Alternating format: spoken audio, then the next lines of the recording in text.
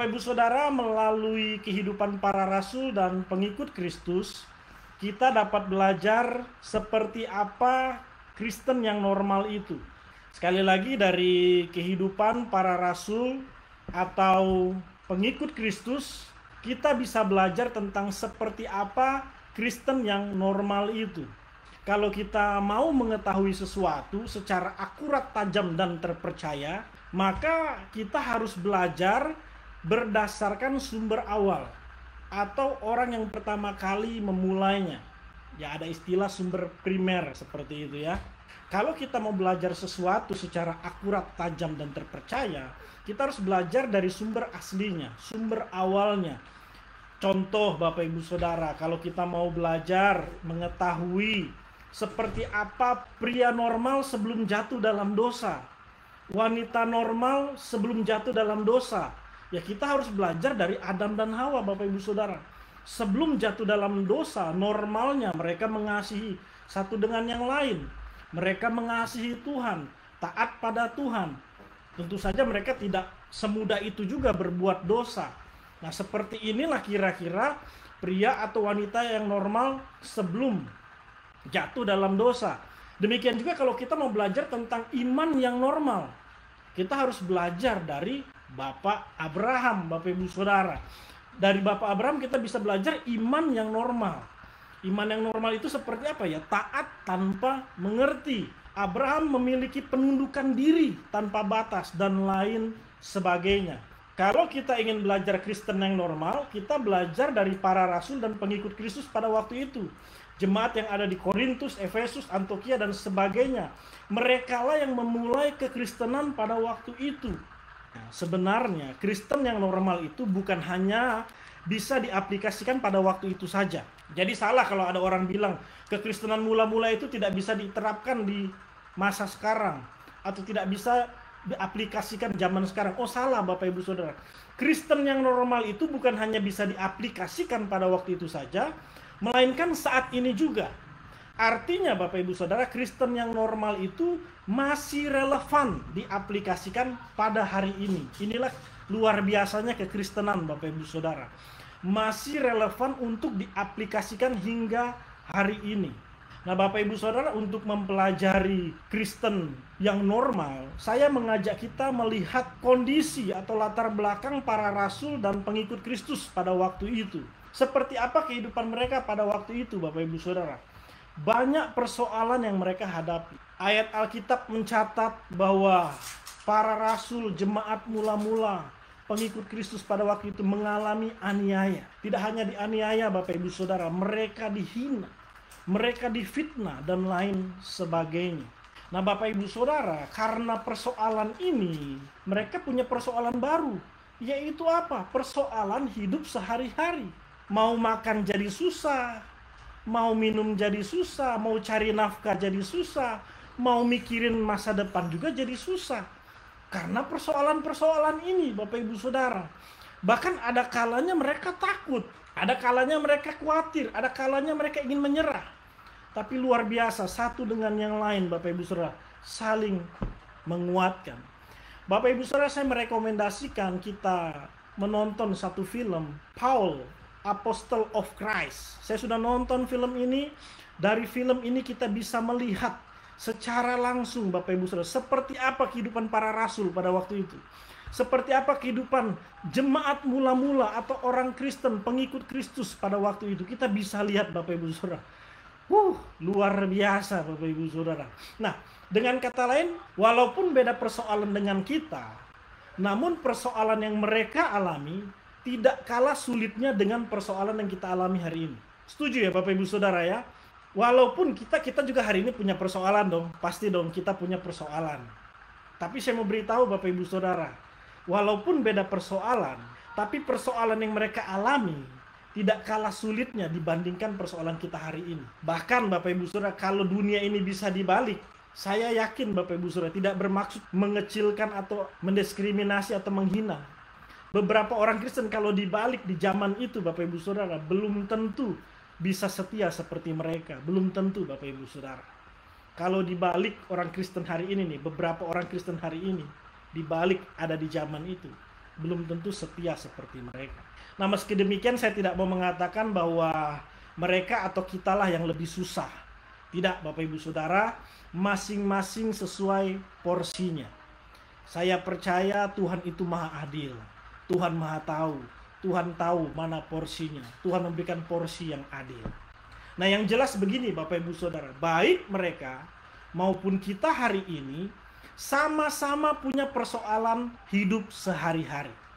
Sekali lagi, baik para rasul maupun kita hari ini, baik pengikut Kristus pada waktu itu maupun pengikut Kristus hari ini, sama-sama punya persoalan hidup sehari-hari. Nah, Bapak Ibu Saudara, ini yang saya mau sampaikan. Kristen yang normal seperti apa, Bapak Ibu Saudara? Bapak Ibu Saudara, di tengah-tengah kesusahan dan persoalan hidup, Rasul Paulus mengatakan di dalam 1 Korintus 6 ayat 1-5, dia sampaikan seperti ini. Perhatikan ayat ini Bapak Ibu. Apakah ada seorang di antara kamu yang jika berselisih dengan orang lain, berani mencari keadilan pada orang yang tidak benar dan bukan pada orang-orang kudus? Atau tidak tahukah kamu bahwa orang-orang kudus akan menghakimi dunia? Dan jika penghakiman dunia berada dalam tangan kamu, yaitu orang-orang kudus, tidakkah kamu sanggup untuk mengurus perkara-perkara yang tidak berarti? Tidak tahukah kamu bahwa kita akan menghakimi malaikat-malaikat? Jadi, apalagi perkara-perkara biasa dalam hidup kita sehari-hari. Sekalipun demikian, jika kamu harus mengurus perkara-perkara biasa, kamu menyerahkan urusan itu kepada mereka yang tidak berarti dalam jemaat. Ini salah, ya. Ini salah. Jadi jemaat pada waktu itu menyerahkan urusan perkara biasa kepada yang di luar jemaat. Hal ini kukatakan untuk memalukan kamu. Tidak adakah seorang di antara kamu yang berhikmat, yang dapat mengurus perkara-perkara dari saudara-saudaranya? Bapak Ibu, di tengah kesusahan, di tengah persoalan yang dialami para rasul dan pengikut Kristus pada waktu itu, Paulus mengatakan, emangnya kamu nggak sanggup mengurus persoalan-persoalan hidup sehari-hari? Nah, Bapak Ibu Saudara, dari ayat ini tidak mengherankan Kristen yang normal itu sanggup mengurus persoalan sehari-hari. Tidak mengherankan kalau kita baca Kisah Rasul pasal 4. Di tengah aniaya, di tengah pencobaan, jemaat mula-mula bisa mencukupkan kebutuhan sehari-hari. Kita bisa baca Kisah Rasul pasal 4, Bapak Ibu. Mereka saling membantu satu dengan yang lain. Apa yang mereka miliki menjadi kepunyaan bersama. Untuk persoalan makan minum sehari-hari, mereka bisa mengatasinya. Mereka bisa mengurusnya. Nah, Bapak Ibu Saudara, Rasul Paulus pun untuk persoalan nafkah, dia jualan tenda. Para rasul, mereka diutus ke berbagai tempat. Bagaimana mereka mencukupkan dirinya? Mereka dicukupkan oleh jemaat. Jadi Bapak Ibu Saudara, Kristen yang normal itu seperti ini, sanggup mengurus persoalan sehari-hari. Bahkan kalau kita baca ayat demi ayat, kitab demi kitab, bagaimana mereka bisa mengurus persoalan sehari-hari seperti pada waktu itu mereka tidak merasa aman, mereka dikejar-kejar, ya mereka lari, mereka bersembunyi. Seperti Amsal 27 ayat 12 katakan, orang bijak kalau melihat malapetaka bersembunyi. Untuk keluarga, ya pasti ada persoalan keluarga, ada persoalan suami istri, orang tua anak. Rasul Paulus dalam 1 Korintus 13 ayat 4-8 mempersoalkan soal kasih. Jadi mereka pun berusaha untuk mengurus persoalan sehari-hari dalam keluarga, ya berusaha hidup dalam kasih. Bahkan untuk masa depan, Bapak Ibu Saudara, mereka berusaha dan berserah kepada Tuhan. Nah, inilah Kristen yang normal, Bapak Ibu Saudara. Kristen yang normal itu sanggup mengurus persoalan sehari-hari. Kalau saya beri statement sederhana di sini, Bapak Ibu Saudara bisa perhatikan, Kristen yang normal tidak menganggap persoalan hidup di bumi sebagai persoalan yang lebih besar, yang lebih susah dibandingkan persoalan hidup di kekekalan. Jadi Bapak Ibu Saudara, kalau orang Kristen hari ini menganggap persoalan hidup di bumi lebih susah, lebih besar dibandingkan persoalan hidup kekal, mohon maaf Bapak Ibu, ini Kristen yang nggak normal. Kristen normal itu melihat persoalan sehari-hari, dia sanggup mengatasinya, dia sanggup berurusan, tapi dia tahu ada persoalan yang lebih besar, yaitu persoalan hidup kekal. Bapak Ibu, di masa PSBB, di masa pandemi ini, mari setiap hari kita berurusan dengan Tuhan, mempersoalkan kekekalan hidup kita. Persoalan sehari-hari kita bisa urus. Kata Paulus, emangnya kamu nggak sanggup? Kita sanggup kok Bapak Ibu Saudara. Bahkan saya mau katakan ini penting sekali, Bapak Ibu perhatikan. Bahkan Bapak Ibu Saudara, kalau kita sanggup mengurus persoalan sehari-hari, tetap Tuhan juga bisa memberikan mujizat. Jangan dikira Bapak Ibu Saudara di wadah GSKI, CNC atau di wadah GSKI kita tidak percaya mujizat. Kita sangat yakin dan percaya mujizat. Bahkan di saat kita sanggup mengurus persoalan sehari-hari, tetap saja Tuhan memberikan mujizat. Ada saja mujizat yang Tuhan berikan Bapak Ibu Saudara. Kita bisa melihat Bapak Ibu Saudara, baca Alkitab. Di tengah kesusahan, di tengah persoalan para rasul, jemaat mula-mula Bapak Ibu. Ada saja loh mujizat yang Tuhan berikan. Rasul Paulus ketika di dalam penjara, bisa lepas itu belenggu Bapak Ibu Saudara. Dengan entengnya dia keluar dari dalam penjara. Jemaat mula-mula bagaimana mereka mencukupkan kehidupan sehari-hari, makan, minum, nafkah. Harusnya Bapak Ibu Saudara, orang di tengah aniaya, di tengah-tengah aniaya, itu bukan cukup Bapak Ibu Saudara, tapi minus. Tapi lihat mujizat itu ada, mereka bisa mencukupkan keperluan mereka. Dan terjadi mujizat kesembuhan, pemulihan dan lain sebagainya. Oh Bapak Ibu Saudara, kalau kita sanggup mengurus persoalan sehari-hari, Tuhan juga memberikan mujizat Bapak Ibu. Beberapa waktu lalu saya membawakan sesi mengenai Tritunggal. Dalam sesi itu saya mengangkat satu ayat Keluaran 3 ayat 13 sampai 15. Di situ Allah mengatakan, Ehye Asher Ehye. Ketika Musa bertanya kepada Allah, siapa namamu? Allah mengatakan, Ehye Asher Ehye. Di ayat selanjutnya, Yahweh itulah namaku. Bapak Ibu tahu Bapak Ibu, Ehye Asher Ehye ini punya makna yang luar biasa. Maknanya apa Bapak Ibu? Tuhan hadir disertai perbuatannya. Tuhan hadir disertai karyanya. Makanya kita lihat di sepanjang sejarah bangsa Israel, mereka mengenal Ehye Asher Ehye.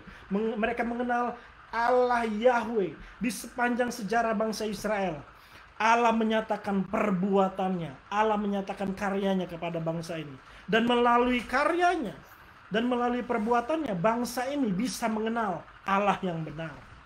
Nah Bapak Ibu Saudara, di dalam perjanjian baru, Tuhan Yesus beberapa kali mengakui bahwa dirinya adalah Yahweh. Jadi nama Allah dalam perjanjian lama yaitu Yahweh diganti Adonai. Beberapa kali di perjanjian baru Yesus mengakui, aku adalah Adonai, aku adalah Yahweh. Makanya tidak heran Bapak Ibu, tidak heran di dalam perjanjian baru di awal pelayanan Yesus, Yesus menyatakan mujizatnya. Yesus melakukan mujizat sehingga orang bisa mengenal Yesus melalui mujizat yang dia lakukan. Bahkan tadi saya sudah cerita di kehidupan para rasul, jemaat mula-mula, tetap Yesus melakukan mujizat. Dan saya mau beritahu sampai hari ini, besok, dan nanti Bapak Ibu Saudara, Tuhan Yesus masih memberikan mujizat kepada kita. Nah, tapi Bapak Ibu, fokus kita bukan kepada mujizat. Amin. Fokus kita bukan mujizat, fokus kita sanggup mengurus persoalan sehari-hari. Inilah Kristen yang normal. Jadi mari orang Kristen, gereja Tuhan, kita kembali kepada Kristen yang normal. Church back to normal. Orang Kristen mula-mula, para rasul, mereka tidak ada persoalan dengan persoalan hidup sehari-hari. Nggak ada persoalan Bapak Ibu. Mereka sanggup mengatasinya. Mereka sanggup mengurusnya. Kalau hari ini apapun yang kita alami, persoalan hidup sehari-hari yang kita alami, masalah karir, masa depan, jodoh, makan minum, Bapak Ibu, percayalah Tuhan masih sanggup memberikan mujizatnya. Yang penting kita mau mengurus persoalan hidup sehari-hari ini. Nah yang kedua Bapak Ibu, masih sama latar belakangnya ya. Para rasul dan jemaat mula-mula tadi, Bapak Ibu masih ingat ya, latar belakang mereka dianiaya, mereka punya persoalan hidup sehari-hari dan sebagainya. Masih dengan latar belakang yang sama, para rasul dan pengikut Kristus pada waktu itu sangat kuat dalam pengajaran Bapak Ibu. Sangat kuat dalam pengajaran. Sejak saat itu hingga hari ini, pengajaran para rasul pengajaran pengikut Kristus pada waktu itu terus berkembang, bahkan diikuti oleh banyak orang. Nah Bapak Ibu, seringkali Rasul Paulus mengingatkan, contohnya dalam 1 Tesalonika 5 ayat 21. Ujilah segala sesuatu dan peganglah yang baik. Ini termasuk pengajaran Bapak Ibu. Lalu dikatakan dalam 1 Timotius 4 ayat 16. Awasi ajaranmu. Kemudian Galatia 1 ayat 6-10 kalau kita baca semua, saya simpulkan. Jangan mudah tergoda oleh ajaran palsu, oleh ajaran yang di luar Injil Bapak Ibu. Bahkan ini yang luar biasa, Tuhan Yesus sudah mengingatkan sebelum Rasul Paulus. Tuhan Yesus sudah mengingatkan, barang siapa menyesatkan salah satu dari anak-anak kecil ini yang percaya kepadaku, lebih baik baginya jika sebuah batu kilangan diikatkan pada lehernya lalu ditenggelamkan ke dalam laut.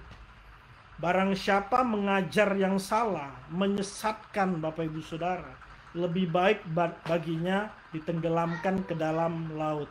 Kalau bahasa orang Jakarta, ke laut aja lu, ya kan? Sekali lagi, Kristen yang normal kuat dalam pengajaran. Nah, mereka kuat dalam pengajaran apa sih? Sebenarnya para rasul, jemaat mula-mula ini kuat dalam pengajaran apa? Kalau saya boleh simpulkan, kalau saya boleh sederhanakan, pengajaran dari para rasul dan pengikut Kristus pada waktu itu adalah pengajaran mengenai kasih karunia yang mengubahkan. Mereka sangat kuat dengan pengajaran ini Bapak Ibu Saudara. Kasih karunia yang mengubahkan. Kalau bicara kasih karunia, pasti bicara mengenai Yesus. Kelahiran, kematian, dan kebangkitan Yesus. Kalau bicara kasih karunia, bicara mengenai pengampunan dosa. Bicara kasih karunia, bicara mengenai inisiatif Allah mengembalikan manusia kepada rancangan semula. Inilah pengajaran pada waktu itu dan mereka kuat sekali dengan pengajaran kasih karunia yang mengubahkan. Nah persoalannya begini Bapak Ibu Saudara. Tidak sedikit orang Kristen yang salah mengerti bahwa tujuan utama kasih karunia diberikan untuk yang tidak sesuai dengan tujuan utamanya. Maksud saya begini Bapak Ibu Saudara.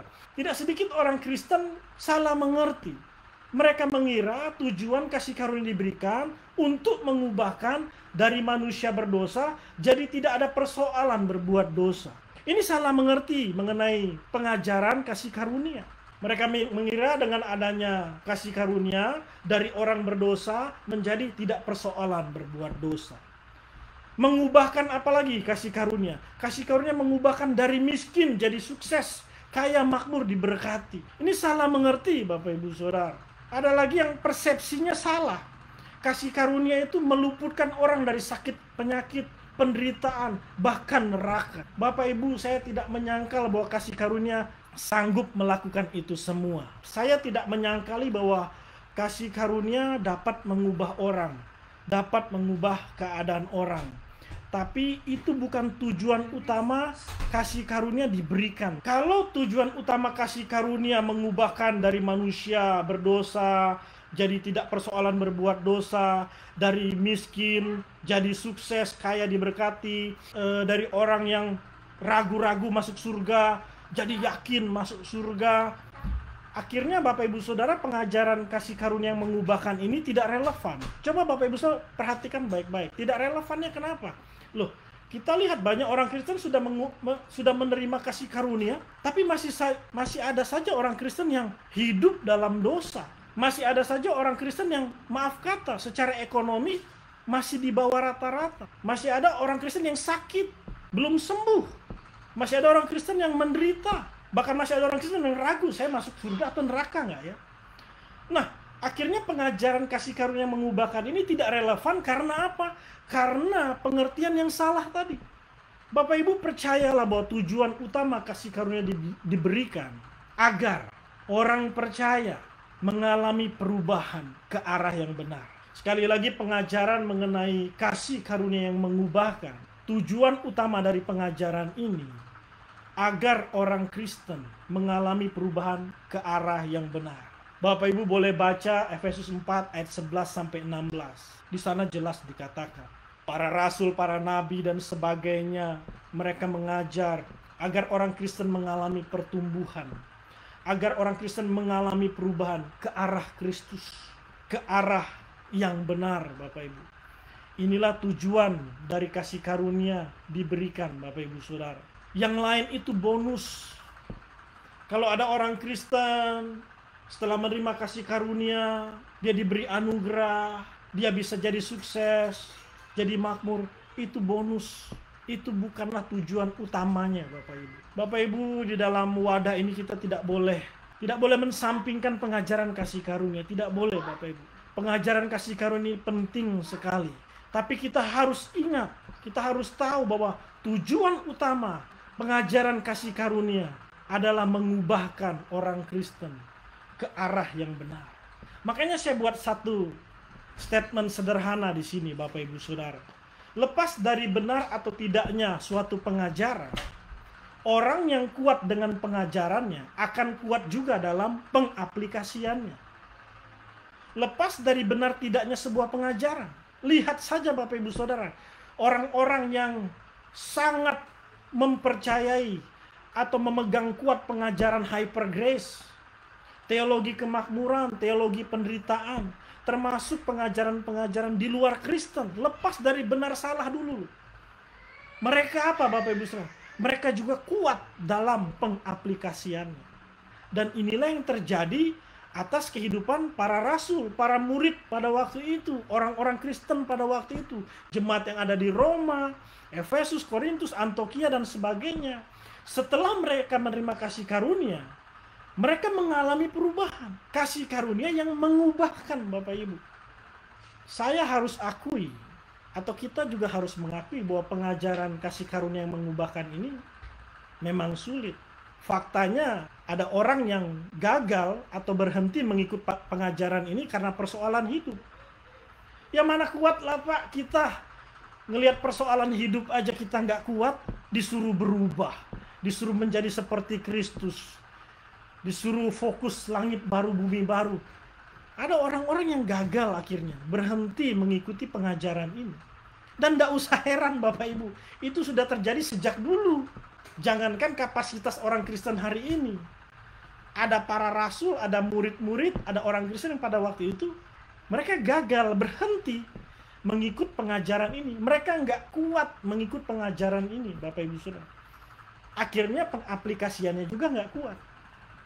Makanya kita harus mengakui memang sulit pengajaran ini. Ada yang sudah belajar tentang kasih karunia, belajar tentang kasih karunia yang mengubahkan. Sudah belajar, dia coba terapkan, dia coba praktekkan. Pas praktek gagal Bapak Ibu Saudara. Jatuh bangun, jatuh maning, jatuh deui gitu ya. Ada Bapak Ibu, makanya sulit. Tapi kalau kita perkarakan, nyobanya udah berapa kali sih? Kalau cuma 1-10 kali masih bisa kehitung jari, itu namanya belum nyoba. Itu baru coba-coba. Nyoba itu harus sering, ya. Sekalipun sulit, ya harusnya terus. Tapi faktanya banyak orang berhenti mengikut pengajaran ini. Karena apa? Sudah coba gagal, capek berhenti aja. Ada juga yang menganggap ya nggak masuk akal lah pengajaran ini. Kasih karunia mengubahkan, mengarahkan orang Kristen kepada keserupaan seperti Kristus, sempurna seperti Bapa. Ini nggak masuk akal lah, nggak relevan dengan kehidupan sekarang. Orang-orang Kristen seperti ini hanya bisa mencela, hanya bisa mengkritik tanpa memberikan solusi. Ya memang sulit Bapak Ibu Saudara. Tapi saya mau beritahu Bapak Ibu Saudara, bagi kita yang sudah diberi kasih karunia, yang sudah terlanjur memilih, saya mau setia ikut Kristus. Apapun yang terjadi, sampai mati saya mau setia ikut Yesus. Bapak Ibu Saudara, mau tidak mau, suka tidak suka, kita harus konsisten dan konsekuen dengan pengajaran ini Bapak Ibu Saudara. Iya dong Bapak Ibu Saudara, kita harus konsisten dengan pengajaran ini. Kalau kita bilang ini sulit, sudah nggak kuat, nggak apa-apa, terus belajar Bapak Ibu Saudara. Itu artinya kita belum punya pengajaran yang kuat. Kalau kita terus belajar sampai punya pengajaran yang kuat Bapak Ibu Saudara, maka kita akan mengaplikasikannya, kuat juga dalam mengaplikasikannya. Terus belajar Bapak Ibu Saudara, nikmati saja prosesnya. Belajar, diproses, tapi progres Bapak Ibu. Nggak apa-apa, suami istri ngalamin jatuh bangun, mengikuti pengajaran ini tidak masalah. Kita yang masih muda, ya usia produktif, tidak persoalan Bapak Ibu Saudara, tidak persoalan. Ya, dalam kesempatan ini begini Bapak Ibu, saya mau mengucapkan selamat dan mengingatkan kepada gereja Tuhan dimanapun berada, khususnya orang-orang Kristen yang akan kembali beribadah atau yang sudah kembali beribadah. Ya, kalau CNC kita masih menunggu instruksi dari pusat, ya sabar-sabar saja. Tapi bagi yang sudah memulai ibadah, bagi yang sudah beribadah kembali, saya mengucapkan selamat. Sekaligus saya mau mengingatkan juga, jangan sampai kita beribadah lalu kita mengulangi beberapa kasus yang terjadi di Korea dan di daerah Batam kalau di Indonesia. Nah, saya harapkan itu tidak terjadi, kita tidak mengulangi kasus tersebut di mana orang Kristen kembali beribadah, selepas ibadah, selesai ibadah, beberapa hari kemudian positif COVID. Maksud saya begini, saya mengasihi gereja Tuhan. Jangan sampai di mata orang lain atau dalam pandangan orang lain, orang Kristen yang kebelet pengen masuk gereja tidak ada bedanya dengan orang dunia yang kebelet pengen masuk mall. Maksud saya begitu. Jangan sampai di pandangan orang lain, orang Kristen yang kebelet pengen masuk gereja tidak ada bedanya dengan orang dunia yang kebelet pengen masuk mall, kebelet pengen ke tempat hiburan. Jangan sampai Bapak Ibu, maksud saya begitu. Karena orang-orang yang kebelet-kebelet seperti ini tidak mewakili pengajaran Kristen, begitu maksud saya. Orang Kristen itu tidak persoalan ibadah di rumah, ibadah di gedung gereja tidak persoalan. Itu persoalan sehari-hari yang bisa diatasi. Yang terpenting itu pengajarannya harus kuat Bapak Ibu, itu maksud saya. Pengajaran kita harus kuat. Nah, hal terakhir yang ingin saya sampaikan seperti ini Bapak Ibu, bahwa semua orang normal di mata Tuhan. Tidak ada orang yang mau lahir dalam keadaan tidak normal. Tidak ada Bapak Ibu Saudara. Makanya saya katakan semua orang normal di mata Tuhan. Tidak ada yang mau lahir dalam keadaan tidak normal. Kalaupun ada yang lahir dalam keadaan cacat fisik, cacat mental dan lain sebagainya, itu tidak normal menurut ukuran manusia atau dalam pandangan manusia.